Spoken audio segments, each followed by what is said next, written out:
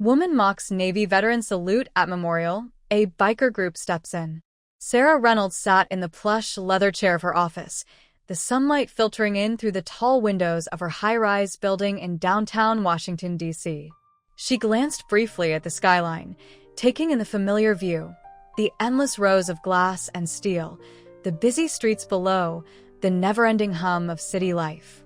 It was all so predictable, so comfortable. She had spent the last 15 years of her life building a career in corporate law, and everything in her life had fallen into place. Before we can continue, if you support veterans, subscribe to this channel to help up creating amazing stories. Now, let's continue.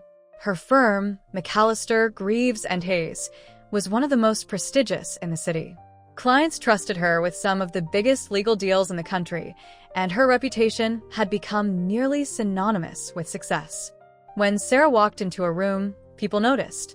She was sharp, articulate, and had a knack for navigating even the most complicated contracts. She could read a legal document with the precision of a surgeon, dissecting it, and then reconstructing it to her advantage, or to the firm's advantage, as it were. But more than her legal acumen, it was her demeanor that commanded attention. Sarah carried herself with a quiet confidence that bordered on intimidation. She didn't wear her emotions on her sleeve. Everything was calculated, measured, and controlled. There was no room in her life for uncertainty, no space for things that didn't fit neatly into the structure she had built. It had taken years of hard work, sacrifice, and personal compromise to get to where she was, but now that she had it, she guarded it with the ferocity of a lion protecting its den. Her friends, if you could even call them that, were few and far between. Sarah didn't have time for idle chit-chat or friendships that didn't serve some higher purpose. Her social life revolved around networking events, corporate mixers, and occasional dinners with clients. The few relationships she had outside of work were shallow at best, nothing more than polite conversations over drinks or dinners that didn't require much of her emotional investment. She had learned early on that people didn't need to understand her, just respect her. And that was exactly how she liked it. For Sarah, emotions were something that got in the way. They were messy, unpredictable, and there was no place for that in her world. When things got difficult, she handled them with logic and reason, and she did it alone. This approach had worked for her. She was living in a sleek, modern condo in the heart of the city, driving a luxury car and constantly moving upward in her career. No one in her life had ever questioned the choices she made, at least not openly. Her decisions were calculated, deliberate. She was in control. But even in the midst of this carefully constructed existence, there were cracks in the facade, cracks she rarely let anyone see. She had no family nearby, her parents had long since passed, and her relationship with her siblings was distant at best. When they had visited a few years ago, Sarah had struggled to hide the discomfort she felt in their presence. They were warm, affectionate, the kind of people who express their feelings openly and often, and Sarah could not relate to them. It was easier, she had convinced herself, to keep them at arm's length.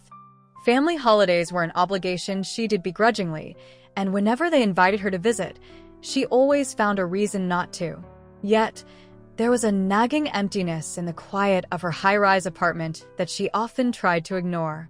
Late at night, after the work had been completed, after the emails had been answered, and the clients had been satisfied, Sarah would sit on her couch, flipping through channels or scrolling mindlessly through her phone, as if searching for something to fill the space.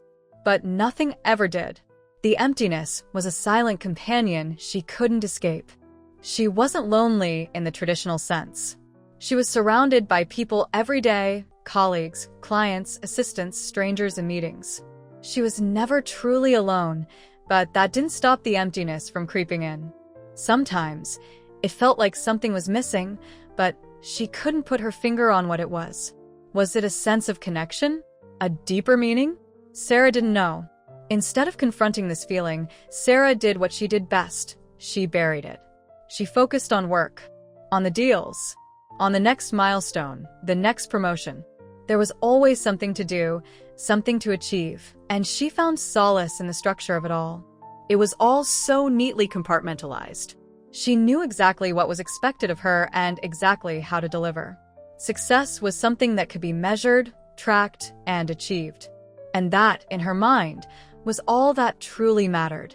Still, there was that lingering discomfort, one that, for the most part, she ignored until one day it forced itself into her consciousness. It started innocuously enough during a lunch break when Sarah decided to take a walk through Arlington National Cemetery. She had always been aware of its solemn presence in the city, though she had never visited before. It was a place that she had dismissed as too much sentiment, too much history, too much emotion. But on this day, something compelled her to go.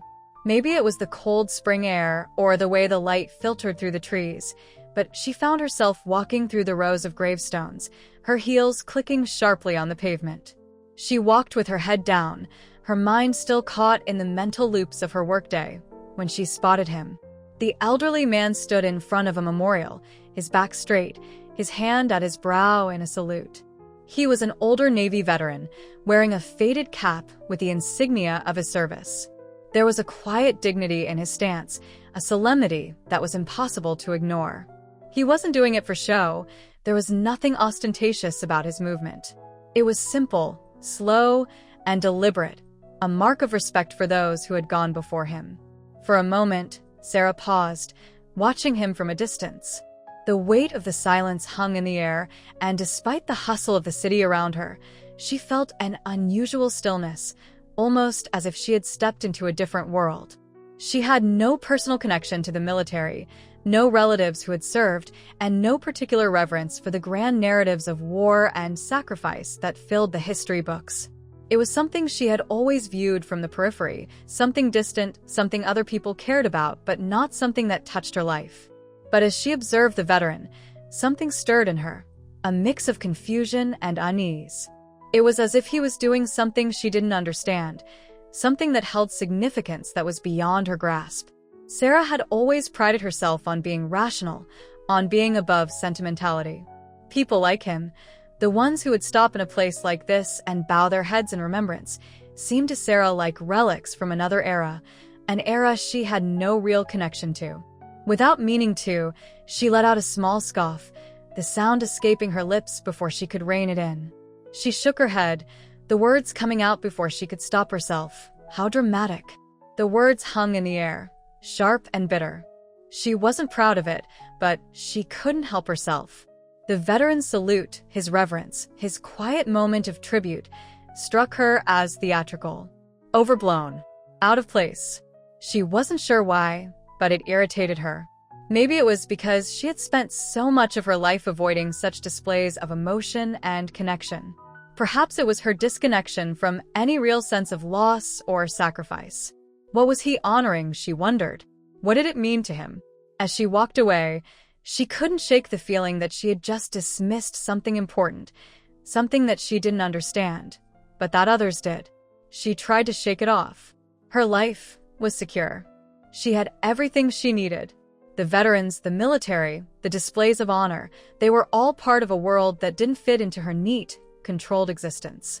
And yet, as she walked through Arlington that afternoon, she realized that something about the quiet reverence of the veteran's salute had lodged itself in her mind. The feeling of discomfort she had tried so hard to ignore was there again, bubbling just below the surface. But Sarah, ever determined to maintain control, told herself to ignore it. After all, she had no time for sentimentality. She had a career to build, a future to secure. The world of honor and sacrifice was for other people, not for someone like her. She had more important things to focus on.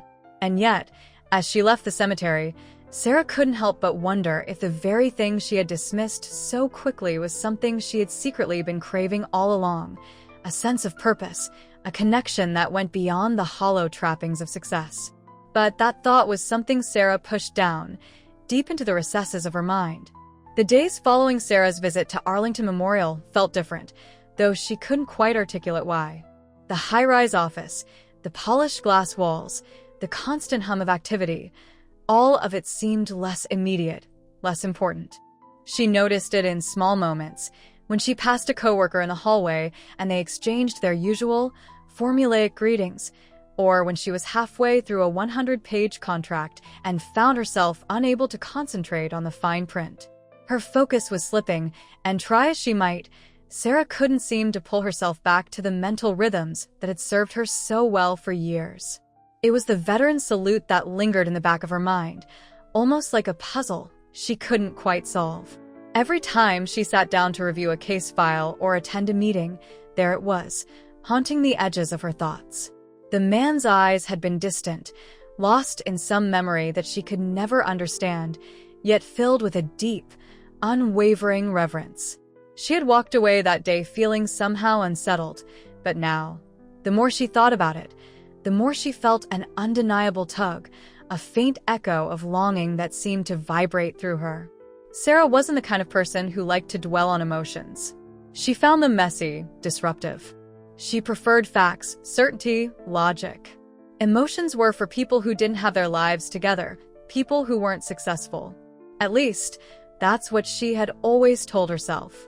She had spent years building her life around control and precision, and it had served her well. She was respected, well-paid, and admired in her professional circles. That was the path she had chosen, and it was the one that defined her. But now, after that moment at Arlington, she was beginning to wonder if she had chosen the wrong path, or if perhaps her entire approach to life was missing something. It felt like a creeping realization, one that she couldn't escape no matter how hard she tried to push it down. The question began to plague her in the quiet moments when she was alone in her office or at the gym, working out to burn away the tension that built up after hours of handling clients' demands. The question, small but persistent, gnawed at her. What is my life really about? It was a question she never entertained before, one she dismissed as irrelevant. She had a job, a career, financial stability. She didn't need more. Or did she? Her work had always been the center of her world. It was where she channeled her energy, where she derived her sense of purpose. Every day was a challenge to tackle, a deal to close, a client to impress. And Sarah had done all of it with the kind of laser focus that set her apart from her peers. There was no room for anything else in her life. At least, there hadn't been. Yet as the days passed after her visit to the memorial, Sarah's confidence in this seemingly perfect existence began to waver. It was subtle at first. She couldn't quite place it. But when she sat down to review a particularly lucrative case, a deal worth millions, her thoughts kept drifting to the old veteran she had seen saluting the monument. She had been dismissive of his gesture at the time, but now it seemed to her like something important, something bigger than the life she had been leading. She didn't understand it. She couldn't.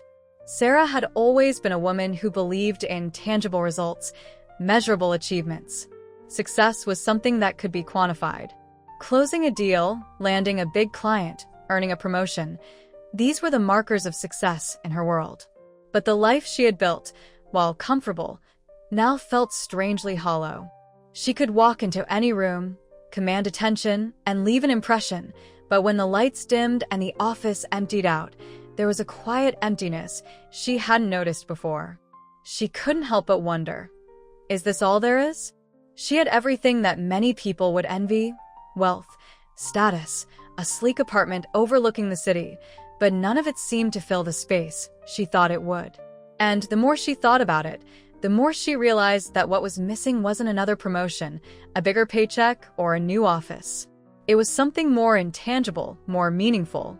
Something she had never been able to define but had always sensed was out there, just beyond her reach. The first time she acknowledged this feeling was during a quiet evening in her apartment. She had been scrolling through her phone, as usual, absent-mindedly flipping through social media, when she came across a post from a former colleague.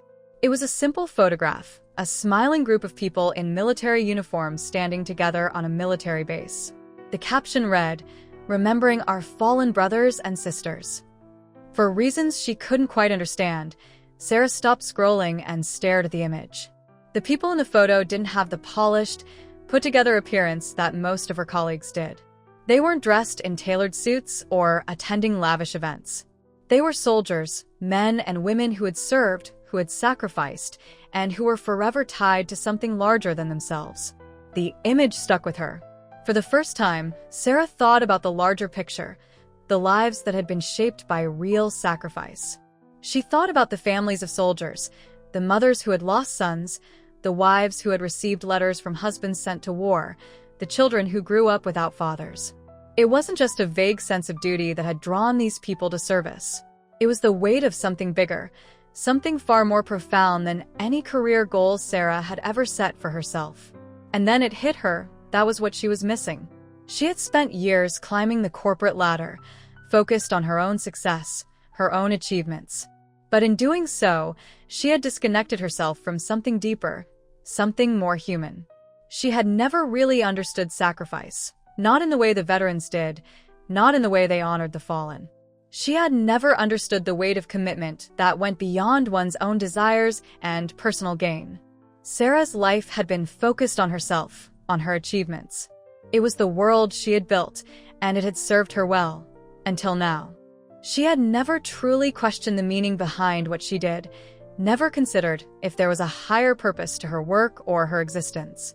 She had been so focused on the tangible, on success in its most material form, that she had neglected everything else. But now, for the first time, she was beginning to wonder if there was something more, something she had been blind to all along. This realization didn't come with a clear answer. There was no sudden epiphany or moment of enlightenment. Instead, it came quietly, creeping into her consciousness, like a slow tide washing over the shore.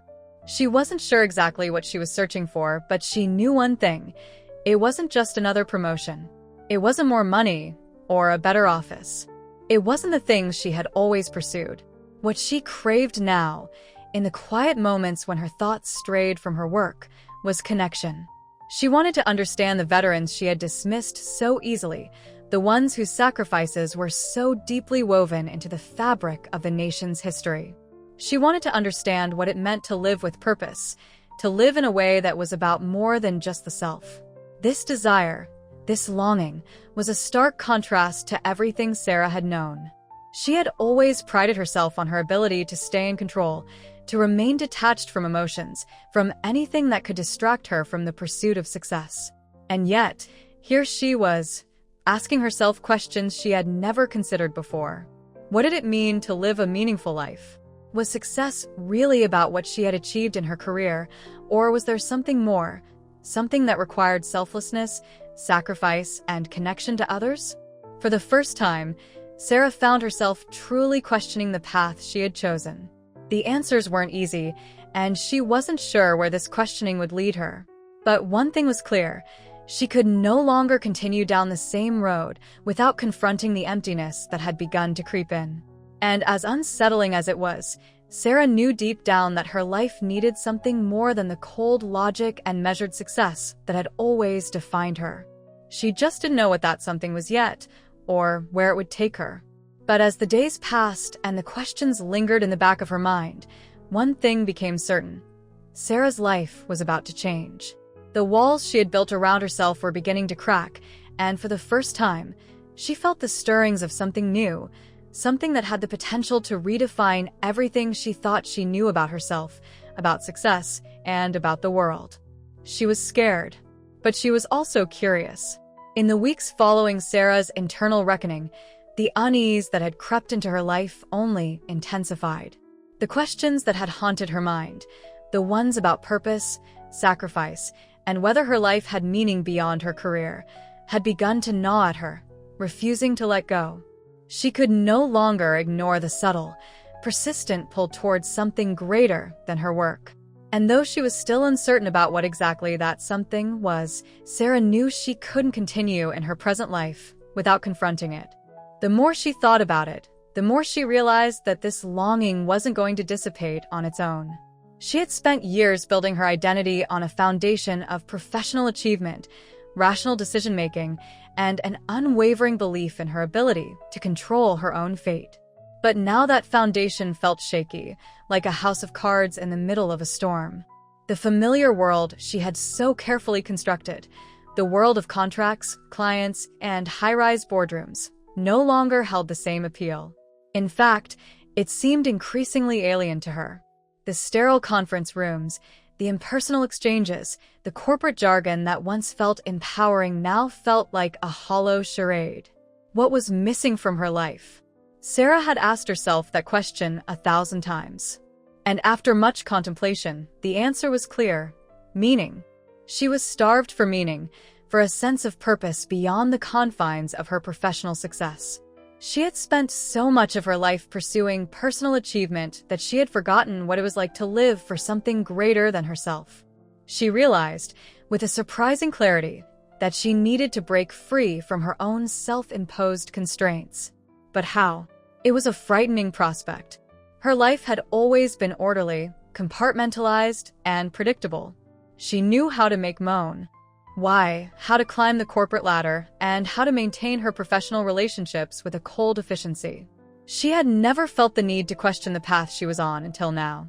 But stepping away from the life she had built, from the world of power lunches and boardroom presentations, was a challenge unlike any she had ever faced. Sarah wasn't sure if she even knew how to begin. She had no map, no guide to show her the way. In an attempt to make sense of it all, Sarah decided to do something radical, something that, in her highly structured world, felt almost impulsive. She needed to experience something real, something unfiltered, something that could force her to see life in a different way. It was then that she remembered the biker group she had overheard at Arlington Memorial, the group of veterans who had come together to honor the old man's salute. It seemed like a strange impulse, but something about them had stayed with her. They were a world apart from her, raw, unpolished, untamed, but perhaps that was exactly what she needed. One evening after work, Sarah pulled up her phone and searched for information about the group. She had no real knowledge of veteran biker clubs or the culture surrounding them, but she was determined to understand it. She found a website for a national organization called the Vets for Freedom, a biker group made up of former and active military personnel who had a deep commitment to supporting fellow veterans and their families.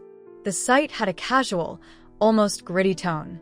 There were pictures of members at rallies, photos of them in their leather jackets, and articles about the causes they supported, honoring veterans, raising funds for military families, and advocating for policies that supported veterans' health and well-being.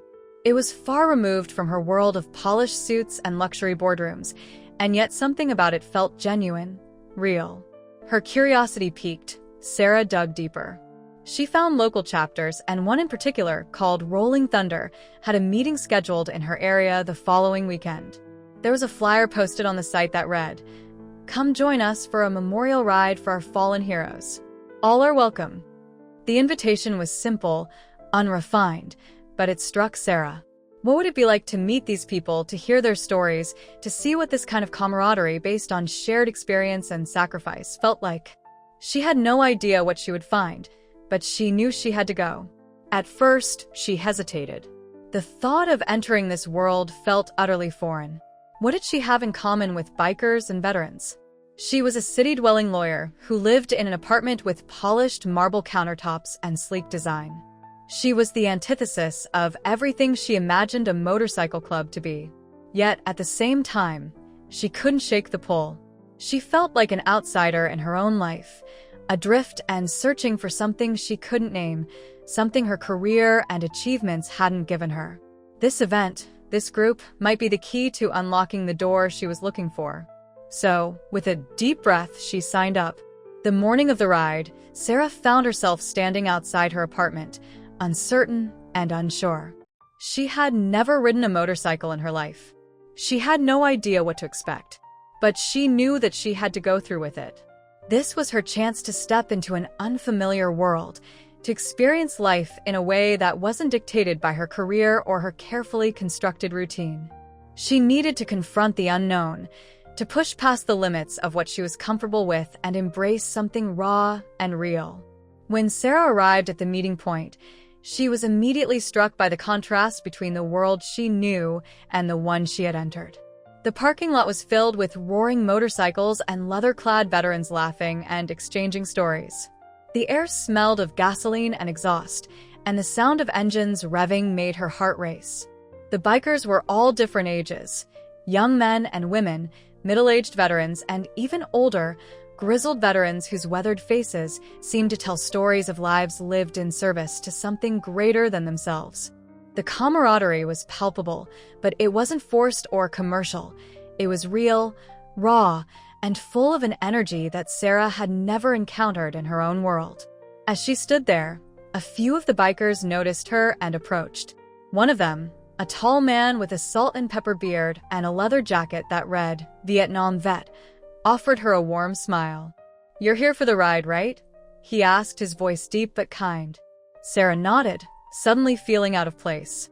"We don't bite," the man said with a chuckle. "You're welcome here. No need to be nervous. We're all family."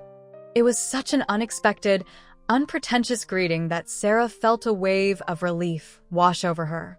She wasn't sure what she had expected, perhaps something more intimidating, but these people didn't seem to care about her background, her career, or her wealth. They cared about something else. They cared about honoring their brothers and sisters who had served, about raising awareness for causes that mattered to them, and about living life on their own terms. As the group began to prepare for the ride, Sarah was introduced to several members, each with their own unique story. One woman, who went by the name Samantha Sam Graves, was a former Army medic who had served in Afghanistan. She told Sarah about the deep sense of duty that had driven her to enlist and about the camaraderie that she missed now that she was back in civilian life. "It's different out here," Sam said, adjusting her helmet. "You can't always count on people the way you could in the military. But when we ride, it's like we're all back in the same unit, watching each other's backs." Another member, Big Mike Stevens, a burly man in his late 50s, told Sarah about his time in the Navy during the Gulf War. His stories were filled with humor, but there was also an undercurrent of seriousness as he spoke about the importance of supporting veterans long after they left the service. "We've been through a lot," Mike said, looking over at the other riders, "but we've got each other. And that's something you can't put a price on." Listening to them, Sarah began to understand something she hadn't before. The bonds these veterans shared weren't just built on the experiences of war or military service. They were built on a shared understanding of sacrifice, loyalty, and commitment to something greater than oneself. The pride they took in their work, their service, and their brotherhood was not about self-promotion or personal success. It was about living with purpose, with integrity. These were people who had put everything on the line for a cause, and that was something Sarah could no longer ignore. As the ride began, Sarah joined the group, feeling the wind rush through her hair as she rode along the highway, surrounded by the roar of engines and the camaraderie of people who had experienced things she could only begin to understand. In that moment, she realized that she was no longer just a spectator in her own life. She was taking a step into something bigger, something unknown, but also something that felt real. For the first time in a long while, Sarah felt alive. The ride took them through the countryside, past small towns and open fields. The miles passed quickly, and as Sarah rode alongside her new companions, she began to feel a sense of connection she had never known before. These people weren't just riders, they were a family bound by a shared history of service and sacrifice. And as the sun dipped below the horizon, Sarah felt a sense of peace wash over her. She wasn't sure where this journey would lead, but for the first time in years, she felt like she was exactly where she needed to be. And in that moment, Sarah realized that she had entered a world far beyond her comprehension, a world of purpose, sacrifice, and shared experience. She was no longer just an outsider looking in. She was part of something much larger than herself. In the weeks that followed her first ride with the Rolling Thunder Group, Sarah found herself constantly thinking about the experience. What had started as a curiosity, a tentative step into an unknown world, had turned into something more profound. The rawness, the camaraderie, and the purpose that defined the veterans she had met lingered in her mind long after she returned to her apartment. There was something about the group that she couldn't quite shake, something that seemed so at odds with the world she had known. Back in her professional life, things felt different. The polished, fast-paced rhythm of her work no longer seemed to bring the same satisfaction.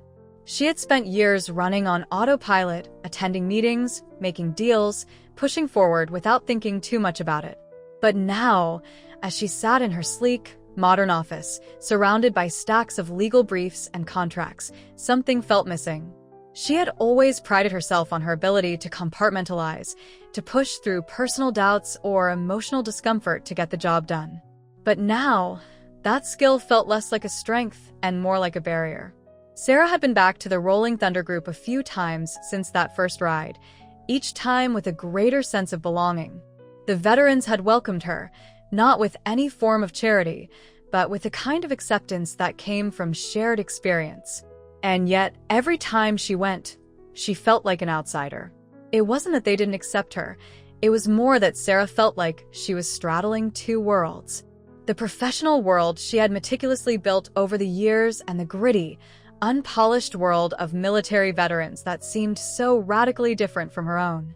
At first, the adjustment was challenging. She hadn't ridden a motorcycle before, and the mechanics of riding, of handling the bike, understanding the nuances of the road, felt alien to her. Each time she mounted the motorcycle, she had to work through her anxiety. The wind whipping against her face, the rumble of the engine beneath her, and the thrum of the bike as it surged forward. It was exhilarating but also terrifying. Unlike the controlled, calculated environment she was used to, this was unpredictable, raw. There was no room for hesitation or second-guessing. When you rode, you had to ride with intention, or you would get left behind. But slowly, she began to improve. The first few rides were shaky. She stalled the bike several times, unsure of how to navigate turns or maintain speed. Her arms ached from holding the handlebars too tightly, and her confidence faltered when she had to keep up with the more experienced riders. But each time she rode, she felt herself getting a little more comfortable. The fear she had initially felt began to fade, replaced by the thrilling sense of freedom that came with the wind in her hair and the open road stretching out in front of her. It was nothing like the sterile confines of her office or the relentless pace of boardroom meetings. It was unrefined, unapologetic. And, for the first time in years, Sarah felt truly alive. But riding the motorcycle wasn't the only thing Sarah had to adapt to. The world of the Rolling Thunder group was built on shared experiences she didn't have. While she might have been able to hold her own in a legal dispute or navigate the complex dynamics of a corporate negotiation, the stories of the veterans hit her in a different way. They spoke of combat, of loss, of sacrifices made on foreign soil that Sarah could never fully comprehend.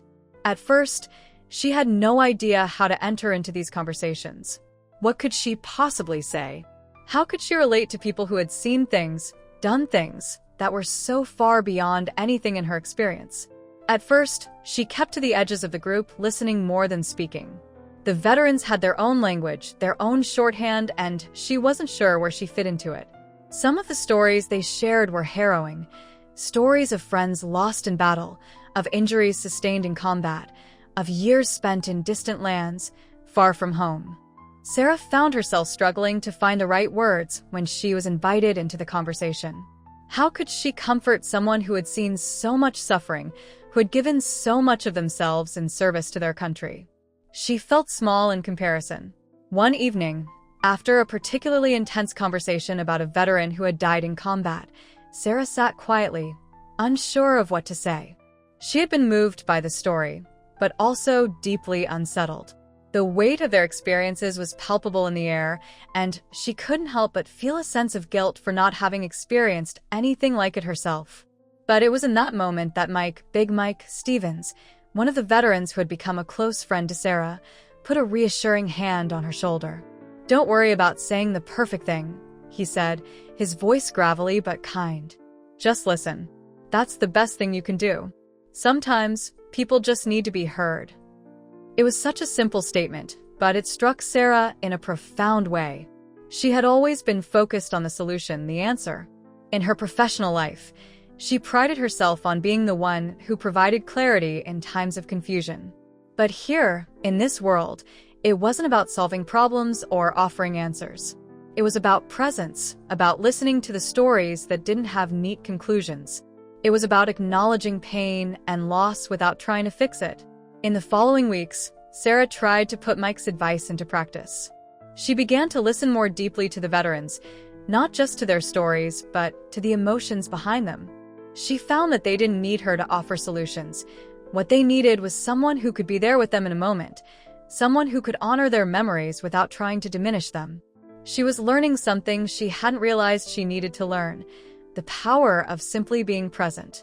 It was a skill she had never used in her career, where everything was always about outcomes, about driving results. But here, the outcomes didn't matter. The journey, the process of sharing and listening, was what counted. Despite the emotional and psychological shifts Sarah was undergoing, the physical challenges of adapting to the world of the Rolling Thunder Group remained. The rides, the late-night gatherings around bonfires, the constant movement, they were all worlds away from the static, controlled environment of her office. She was used to having a schedule, a clear plan for her day. But in the world of the bikers, time seemed to stretch and bend in ways she hadn't expected. Sometimes the rides would last for hours, winding through rural roads or along the coastline, and Sarah had to adjust to the ebb and flow of the group. There was no rushing through things, no deadlines. The only rule was to ride with respect, to be part of the community, and to follow the unspoken code of the road. As she continued to ride, Sarah began to let go of her need for control.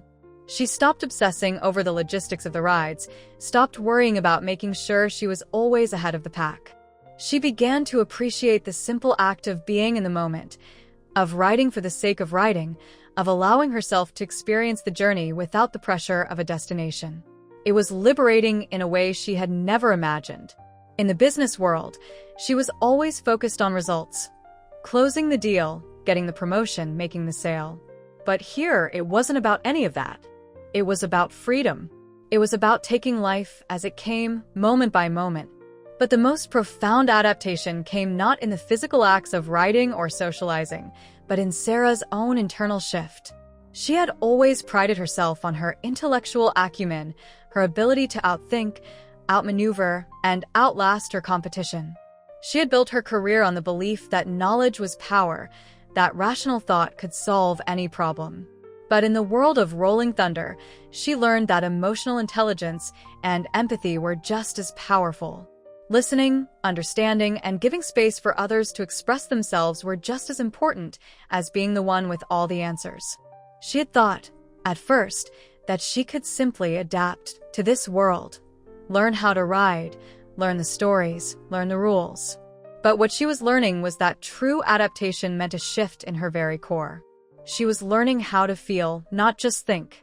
She was learning how to let go of the armor she had so carefully constructed around her emotions. And for the first time in years, Sarah felt herself softening, opening up in a way that terrified her, but also exhilarated her. It was a slow process, but with each ride, each conversation, each moment of connection, Sarah found herself becoming more in tune with a part of herself that she had long neglected. The armor she had built around her emotions, around her very identity, was slowly cracking. It wasn't easy, and it wasn't always comfortable, but it was necessary. And in those quiet moments after the rides, when the roar of the engines had faded and the group sat in silence, Sarah could feel it, the deep, resonant hum of a purpose that was beginning to form. She wasn't sure where it would take her, but she knew she was no longer the same person who had walked into this world only weeks ago. She was learning how to adapt, how to grow, and how to embrace the uncomfortable, uncertain journey that lay ahead. She wasn't in control of it, not yet. But for the first time in a long time, she wasn't afraid of that. She was ready to face it. The sense of belonging Sarah had slowly cultivated within the Rolling Thunder Group reached its peak during the Memorial Day ride. The event, an annual gathering, was meant to honor fallen veterans, and it was the most significant ride of the year. Veterans from all over the country came together, riding in long, powerful formations, paying their respects to comrades lost in battle and the families they had left behind. For Sarah, the invitation to ride in this event was a culmination of her journey into this new world, a world that had pulled her away from her high-rise office and the cold efficiency of her legal career and into a place where honor, sacrifice, and camaraderie held more weight than profit margins and corporate success. This Memorial Day ride would be her chance to prove herself, to feel fully integrated into the group, and to cement her place in the community that had opened itself up to her. There was a certain weight to it, too. She had come to admire these veterans, their bravery, and their selflessness. The bond they shared, forged through shared trauma and deep-rooted loyalty, had started to feel like something Sarah was a part of, something she could never have imagined in her previous life. But this ride, this event felt different. It was the first time she would truly participate in something so profound, so personal. The stakes felt higher, and the desire to prove herself had taken on a deeper, almost unconscious level of urgency. The morning of the ride, Sarah arrived early at the gathering spot, her nerves a little on edge, though she wouldn't admit it to anyone else. It wasn't the ride itself that made her uneasy, it was the gravity of what it represented. She wasn't just riding alongside veterans anymore. This was about honoring the fallen, about showing the respect and commitment that this group of people had made to something much larger than themselves. As much as Sarah had grown close to the group, as much as she had felt welcomed and included, this event would mark the point where she would either fully become part of the group or remain an outsider. "Hey, Sarah. You read. Why for this?" Big Mike, Stephen's voice pulled her out of her thoughts.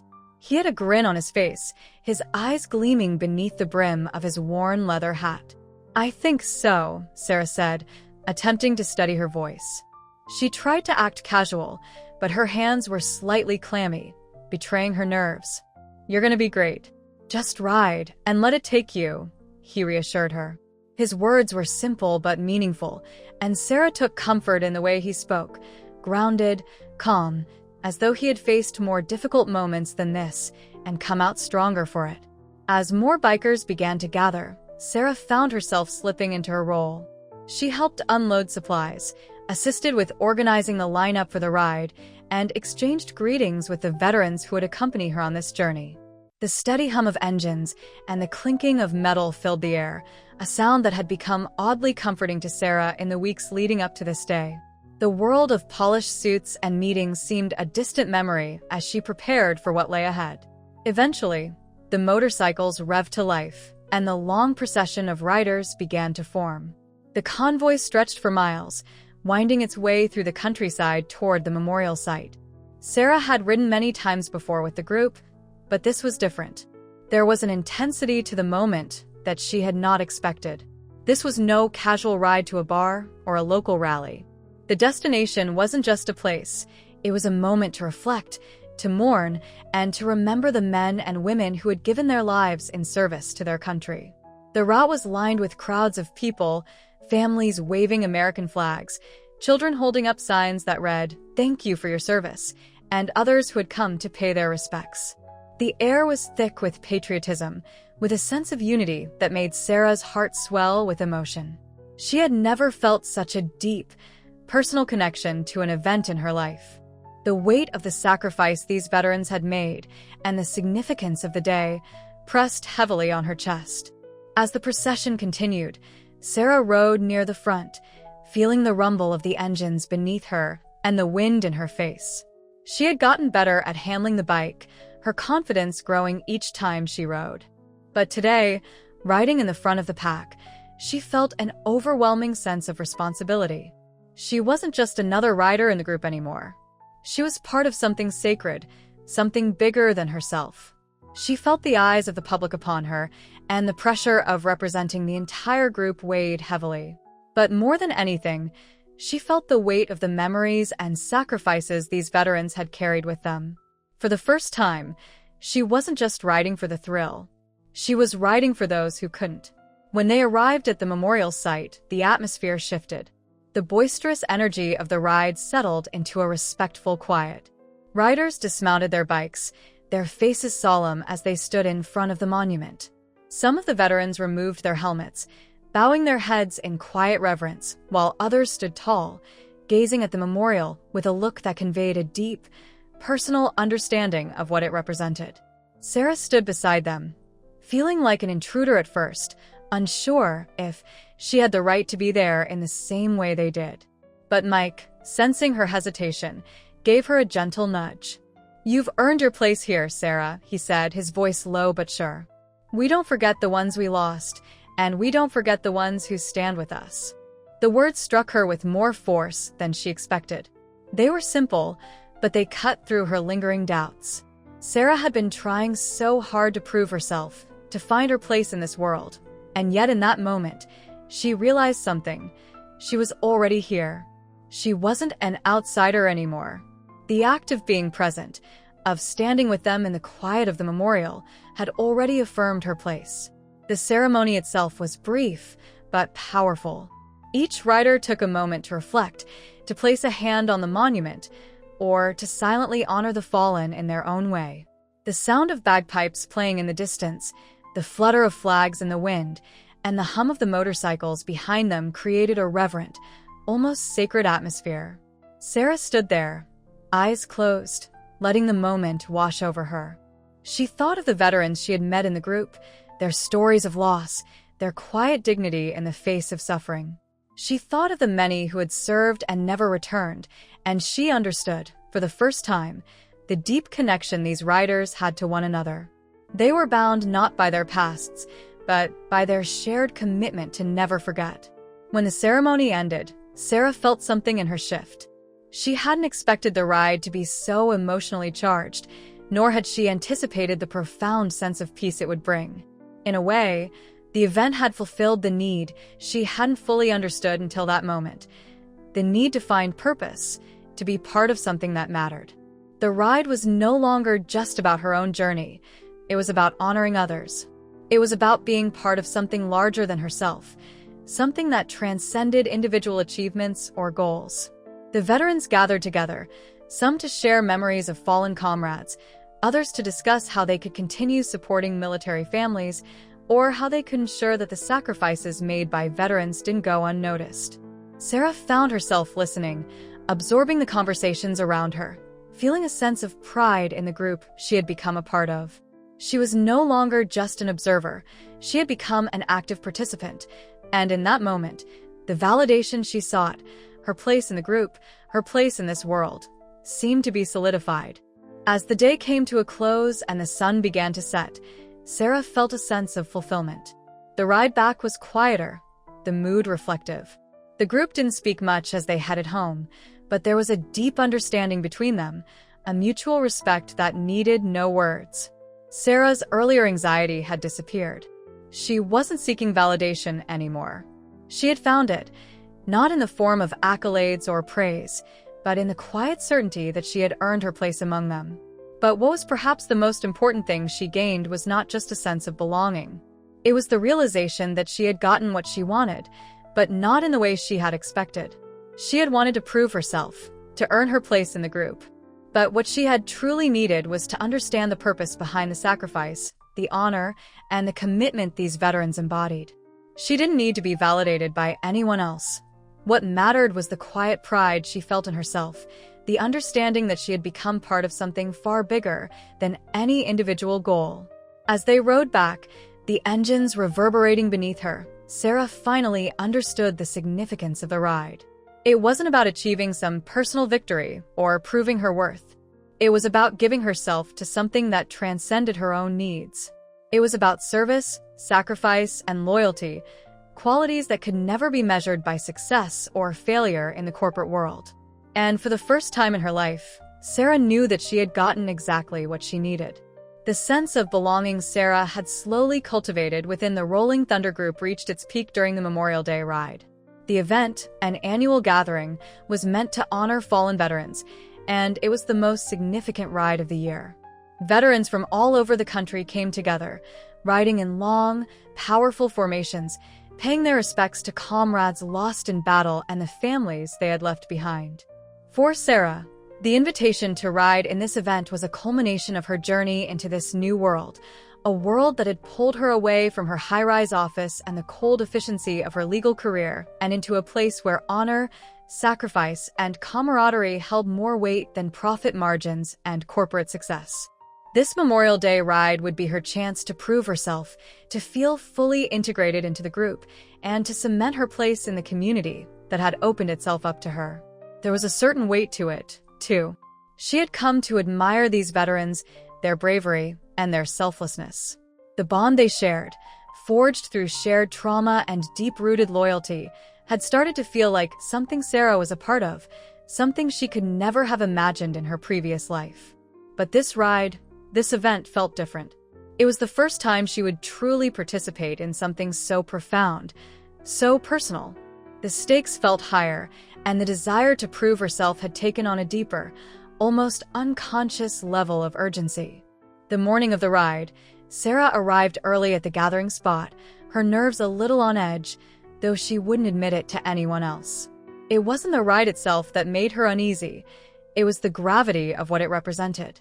She wasn't just riding alongside veterans anymore. This was about honoring the fallen, about showing the respect and commitment that this group of people had made to something much larger than themselves. As much as Sarah had grown close to the group, as much as she had felt welcomed and included, this event would mark the point where she would either fully become part of the group or remain an outsider. "Hey, Sarah, you ready for this?" Big Mike, Stephen's voice pulled her out of her thoughts. He had a grin on his face, his eyes gleaming beneath the brim of his worn leather hat. "I think so," Sarah said, attempting to steady her voice. She tried to act casual, but her hands were slightly clammy, betraying her nerves. "You're gonna be great. Just ride, and let it take you," he reassured her. His words were simple but meaningful, and Sarah took comfort in the way he spoke, grounded, calm, as though he had faced more difficult moments than this and come out stronger for it. As more bikers began to gather, Sarah found herself slipping into her role. She helped unload supplies, assisted with organizing the lineup for the ride, and exchanged greetings with the veterans who would accompany her on this journey. The steady hum of engines and the clinking of metal filled the air, a sound that had become oddly comforting to Sarah in the weeks leading up to this day. The world of polished suits and meetings seemed a distant memory as she prepared for what lay ahead. Eventually, the motorcycles revved to life, and the long procession of riders began to form. The convoy stretched for miles, winding its way through the countryside toward the memorial site. Sarah had ridden many times before with the group, but this was different. There was an intensity to the moment that she had not expected. This was no casual ride to a bar or a local rally. The destination wasn't just a place, it was a moment to reflect, to mourn, and to remember the men and women who had given their lives in service to their country. The route was lined with crowds of people, families waving American flags, children holding up signs that read, "Thank you for your service," and others who had come to pay their respects. The air was thick with patriotism, with a sense of unity that made Sarah's heart swell with emotion. She had never felt such a deep, personal connection to an event in her life. The weight of the sacrifice these veterans had made and the significance of the day pressed heavily on her chest. As the procession continued, Sarah rode near the front, feeling the rumble of the engines beneath her and the wind in her face. She had gotten better at handling the bike, her confidence growing each time she rode. But today, riding in the front of the pack, she felt an overwhelming sense of responsibility. She wasn't just another rider in the group anymore. She was part of something sacred, something bigger than herself. She felt the eyes of the public upon her, and the pressure of representing the entire group weighed heavily. But more than anything, she felt the weight of the memories and sacrifices these veterans had carried with them. For the first time, she wasn't just riding for the thrill. She was riding for those who couldn't. When they arrived at the memorial site, the atmosphere shifted. The boisterous energy of the ride settled into a respectful quiet. Riders dismounted their bikes, their faces solemn as they stood in front of the monument. Some of the veterans removed their helmets, bowing their heads in quiet reverence, while others stood tall, gazing at the memorial with a look that conveyed a deep, personal understanding of what it represented. Sarah stood beside them, feeling like an intruder at first, unsure if she had the right to be there in the same way they did. But Mike, sensing her hesitation, gave her a gentle nudge. "You've earned your place here, Sarah," he said, his voice low but sure. "We don't forget the ones we lost, and we don't forget the ones who stand with us." The words struck her with more force than she expected. They were simple, but they cut through her lingering doubts. Sarah had been trying so hard to prove herself, to find her place in this world, and yet in that moment, she realized something. She was already here. She wasn't an outsider anymore. The act of being present, of standing with them in the quiet of the memorial, had already affirmed her place. The ceremony itself was brief, but powerful. Each rider took a moment to reflect, to place a hand on the monument, or to silently honor the fallen in their own way. The sound of bagpipes playing in the distance, the flutter of flags in the wind, and the hum of the motorcycles behind them created a reverent, almost sacred atmosphere. Sarah stood there, eyes closed, letting the moment wash over her. She thought of the veterans she had met in the group, their stories of loss, their quiet dignity in the face of suffering. She thought of the many who had served and never returned, and she understood, for the first time, the deep connection these riders had to one another. They were bound not by their pasts, but by their shared commitment to never forget. When the ceremony ended, Sarah felt something in her shift. She hadn't expected the ride to be so emotionally charged, nor had she anticipated the profound sense of peace it would bring. In a way, the event had fulfilled the need she hadn't fully understood until that moment, the need to find purpose, to be part of something that mattered. The ride was no longer just about her own journey. It was about honoring others. It was about being part of something larger than herself, something that transcended individual achievements or goals. The veterans gathered together, some to share memories of fallen comrades, others to discuss how they could continue supporting military families, or how they could ensure that the sacrifices made by veterans didn't go unnoticed.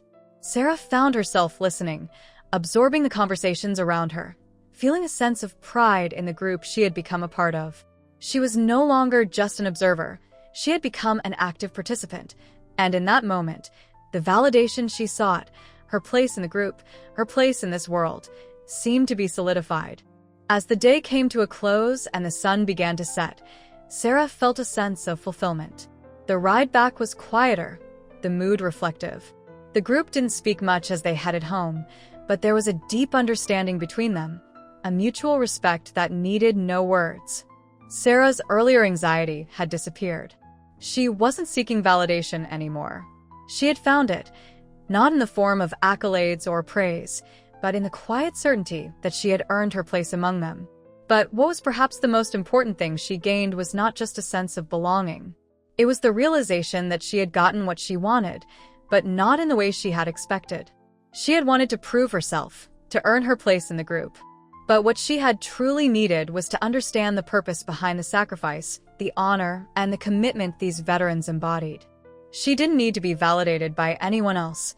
What mattered was the quiet pride she felt in herself, the understanding that she had become part of something far bigger than any individual goal. As they rode back, the engines reverberating beneath her, Sarah finally understood the significance of the ride. It wasn't about achieving some personal victory or proving her worth. It was about giving herself to something that transcended her own needs. It was about service, sacrifice, and loyalty, qualities that could never be measured by success or failure in the corporate world. And for the first time in her life, Sarah knew that she had gotten exactly what she needed. The days following the Memorial Day ride felt like a dream to Sarah. The memories of the solemn ceremony, the weight of the fallen soldiers' sacrifices, and the camaraderie of the veterans she had come to know lingered in her mind, leaving her with a sense of fulfillment and peace she had not expected. She felt connected, not just to the group, but to something greater than herself. It had been a moment of profound clarity, and for the first time in a long time, Sarah believed she had found a place where she truly belonged. But as with all things, the calm after the storm didn't last forever. The very thing that had drawn Sarah to the Rolling Thunder group, the sense of purpose, the raw connection, the shared journey, was beginning to clash with the life she had left behind. Her career, her professional world, which had once felt so secure, now seemed increasingly foreign to her. The first cracks in her newly balanced life appeared a few weeks after the ride. Sarah had returned to the office, the sharp, sterile environment of her law firm awaiting her. At first, everything felt normal. Her colleagues greeted her with their usual warmth. The hum of the office provided the familiar backdrop to her daily routine, and the endless emails and legal briefs were still there waiting for her attention. But something had shifted inside her, something that hadn't yet fully crystallized in her understanding. She had tried to ignore it at first. The pull she felt toward the Rolling Thunder group had been so strong during the lead-up to Memorial Day, and the event itself had left her with such a deep sense of satisfaction.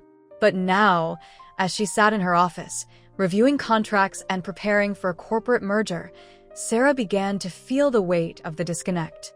The legalese on her desk, the meticulously structured world of business deals and law, seemed hollow. It was no longer enough to fill her days. The rigid, compartmentalized nature of the corporate world stood in stark contrast to the openness and raw vulnerability she had come to know in the biking community. Sarah tried to push through her discomfort, focusing on her work. She had always been a high achiever, someone who found purpose in success. But this time, the familiar rush of landing a deal or completing a complicated transaction did nothing to ease the gnawing emptiness inside her. Instead, it amplified it. Each victory in her career now felt empty, a hollow achievement. The pride she had once taken in climbing the corporate ladder was being replaced by a feeling that she had been living someone else's life, one that didn't fit who she had become after the ride. The phone rang, pulling her out of her reverie. She glanced at the caller ID. It was Mike, Big Mike. The last time they had spoken had been right after the Memorial Day ride, and she had not expected to hear from him so soon. A quick sense of curiosity, mixed with a flicker of unease, ran through her. Hey, Mike. What's up? She asked, trying to sound casual. Ush. EY, Sarah. We need to talk. Mike's voice was low, serious. Can you meet me tonight? Her heart rate quickened. There was something in his tone, something that made her uneasy. But she didn't hesitate. Yeah, sure. Where? We'll be at the usual place. You know, the diner near the outskirts of town. We'll be there around 7. A wave of unease settled in her stomach, but she dismissed it quickly. Whatever it was, she could handle it. She had been through enough with these people to know that if something was wrong, Mike would be the first to let her know. After hanging up, Sarah spent the rest of the afternoon in a haze. Her mind was split between the demands of her career and the strange, almost magnetic pull of the biker community. The conflicting worlds tugged at her, each vying for her attention. The law firm, with its steady paycheck, its expectations, its corporate meetings, was familiar. It was comfortable, predictable. But the Rolling Thunder Group, with its raw honesty and the bond of shared history, was becoming a refuge, a place where Sarah had been forced to confront the person she had been running from for years. By the time evening rolled around, Sarah had made her decision. She couldn't ignore the pull of the group any longer. As much as her work mattered, as much as her career had been her identity for so long, she knew that her life was changing. When she arrived at the diner, she found Mike sitting in a booth near the back, his shoulders slumped, a far cry from the confident, easygoing man she had gotten to know in the past few months. He motioned for her to sit down, his face heavy with something Sarah couldn't quite place. Sarah, listen, he began, his voice lower than usual. I need to be upfront with you. We've been noticing some things we need to talk about. Her stomach tightened. The feeling that something was off became more palpable. What do you mean? She asked, trying to keep her voice steady. You're getting distracted, Sarah. I've seen it. We all have. You're pulling away from the group, and I'm worried you're slipping back into your old life. Your job's pulling you away from the rest of us. And I get it, it's easy to get caught up in that world again. But I need you to understand something. He paused, looking down at the table as if the words he was about to say carried a weight he wasn't sure he could bear. You can't be in both places. Not fully. It doesn't work like that.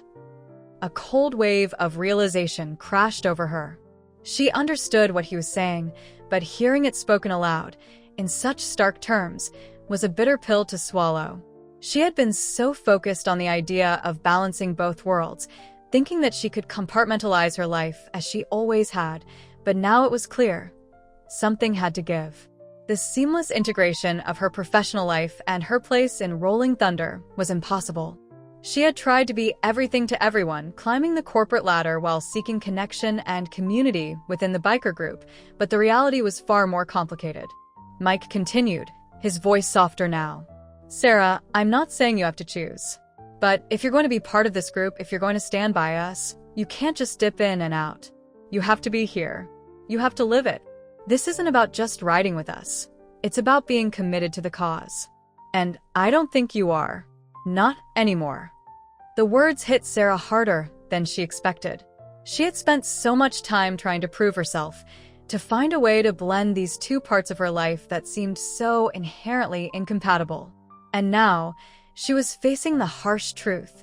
Her need for control, her desire to maintain the life she had carefully built, was at odds with everything the Rolling Thunder Group represented. She couldn't simply show up when it was convenient for her. This world required something deeper, something she hadn't yet fully understood. The conversation continued, but Sarah barely heard the rest of Mike's words. The truth was settling into her bones like a heavy weight she couldn't escape. She had spent so much time running from her own discontent, so much time pretending that her life was balanced, but now, she saw it clearly. She had been avoiding the deep questions that had been building inside her for months. What had she really wanted all along? Had she been seeking something outside of herself to fill a void, or was the answer buried deep within her? As she left the diner that night, her mind was spinning with everything Mike had said. The car ride home felt like a blur, her thoughts churning in a way they hadn't in years. The professional success, the drive for achievement, had it ever truly mattered to her? Or had she been living someone else's dream all along? The weeks following that conversation were filled with a quiet, painful reckoning. Sarah found herself struggling to fit back into her life. The law firm felt even more alien than before, the work more soul-crushing. But her place in Rolling Thunder wasn't without its own demands. The more she tried to balance both, the more it became clear that she had been living a lie. She had been trying to maintain a facade of control, but in doing so, she had neglected the deeper truth about what she truly needed. Her relationships with her colleagues and with the bikers began to shift. At work, Sarah became increasingly distant, unable to bring herself to engage in the same way she had before. At the same time, the bikers began to notice her distracted behavior, her growing hesitance to fully invest in their world. She found herself torn between two identities, each pulling her in opposite directions. The price of trying to live a life of perfect balance was more than she had anticipated. Sarah had gotten what she wanted: validation, a sense of belonging. But the cost was far greater than she had realized. It wasn't just about losing her grip on her professional success. It was about losing herself in the process. And as the days went by, the realization dawned on her. She couldn't keep running from the truth any longer. She had to confront the choices she had made and the price they had cost her. The weeks following Mike's conversation in the diner had been a slow, agonizing process of self-reflection for Sarah. She found herself navigating the world of high-rise offices and polished corporate meetings with the same dispassion that one might feel walking through a room of strangers. The rush that once came from closing a deal or negotiating a high-stakes merger had dissipated. Instead of satisfaction, each achievement felt empty, hollow. The familiar sense of accomplishment had been replaced with a quiet disillusionment. At first, Sarah tried to ignore it, telling herself it was just a phase. Maybe the emotional intensity of the Memorial Day ride and the aftermath was still clouding her judgment. Perhaps, she thought, a few more months at the firm would ease her back into the rhythm of things. But the truth, as it often does, stubbornly refused to be ignored. The more time she spent in the world of law and business, the clearer it became she was out of sync with herself. Her life had always been about achievement. For years, it was how she measured her worth, how she defined who she was. She had spent decades climbing ladders, winning cases, making decisions that impacted the bottom line. The success was tangible, quantifiable, but it lacked the depth she had discovered in the Rolling Thunder community. In the group, she had learned that success wasn't just about what you did. It was about who you were, your integrity, your willingness to sacrifice for something larger than yourself, your ability to live in the moment and feel a sense of connection. Those were the things that mattered. And as she sat in her high-rise office, surrounded by the sterile hum of the corporate world, she realized how far removed she had become from that truth. But acknowledging that truth, coming to terms with the fact that she had been living someone else's life, was only the first step. It was easy to see the problem. it was far more difficult to face the consequences. One evening, after another long, empty day at the office, Sarah found herself sitting in her car, parked in the lot outside the law firm. The city lights flickered in the distance, their dull glow reminding her of the life she had so meticulously built and, for the first time, was beginning to resent. She had been here before, this place, this office, this routine, but now it felt like a prison. She wanted to walk away. She wanted to throw it all aside and return to the open road, to the motorcycles, to the simple yet profound truth that had come from being part of the Rolling Thunder Group. But Sarah knew that walking away wasn't so simple. Her career, her identity, her security, these things had been tied to the law firm for as long as she could remember. To leave it all behind meant letting go of everything that had defined her for so long. She wasn't ready for that. Or so she told herself. In truth, the fear of losing everything, of starting over, was paralyzing. The phone buzzed in her pocket, pulling her from her thoughts. It was a text message from Mike. "We're all meeting tomorrow at the diner. It's been a while. You in?" For the first time in weeks, Sarah felt something shift inside her. She knew the decision she had to make wasn't about the office or the bike rides or any of the external factors that had been pulling her in different directions. It was about who she had become, what she had learned about herself in the months since she had joined Rolling Thunder. She had gained so much more than just a sense of belonging. She had learned what it meant to be vulnerable, to allow herself to be a part of something meaningful, something built on the idea of service, sacrifice, and camaraderie. That night, Sarah made a decision. She wasn't going to choose between the life she had in the law firm and the life she had with the veterans. She couldn't simply walk away from one and embrace the other. That wasn't what had drawn her to the group in the first place. It was the realization that she needed to integrate the lessons she had learned from Rolling Thunder into her own life, her professional life, her personal life, her sense of self. She wasn't the same person she had been when she had first walked into that world, looking for a distraction from her discontent. She had changed, and now it was time for her to reconcile those changes with the reality she faced every day. The next day, Sarah drove to the diner, her heart beating faster as she neared the familiar parking lot. The once dreaded feeling of tension between her two worlds no longer felt as overwhelming.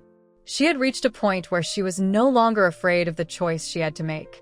She didn't need to abandon her career to embrace what the group had given her. But she also knew that if she stayed in her corporate job, she would need to find a way to bring the values of Rolling Thunder into her work, commitment, integrity, respect, and find ways to make those values manifest in her interactions with clients, with colleagues, and with herself. When she walked into the diner, Mike and a few of the other veterans were already there. They greeted her with familiar nods, their faces warm but reserved, as though they knew this moment was about more than just catching up. Sarah slid into the booth, feeling the weight of the conversation that was about to unfold. "How's it been?" Mike asked, his voice casual, but there was an intensity in his eyes that Sarah couldn't ignore. "It's been tough," she admitted, her voice quieter than usual. "I've been trying to figure things out. My job, it just doesn't feel the same anymore. I've been thinking a lot about what I really want." "You know, Sarah," Mike said, leaning forward slightly, "it's okay if things aren't clear right away. The road's never straight. We all come to our realizations at different paces." There was a comfort in hearing his words, a reminder that she didn't need to have everything figured out. The process of change wasn't linear, and there was no perfect way to balance the various aspects of her life. She had learned from the group that life was messy, unpredictable, but that didn't mean it was any less meaningful.